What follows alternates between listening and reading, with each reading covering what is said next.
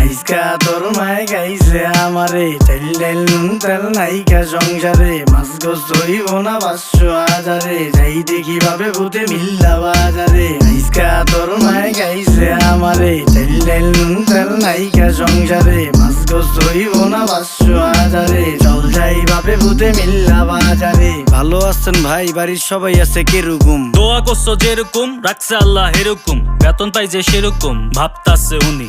যে কয় টাকা বেতন পাই সবই চিনি মিনি, 1 মাসের বাজার সদাই একেবারে কিনি, আটা ময়দা চিনি খালি এই টাকাটাই ঋণী।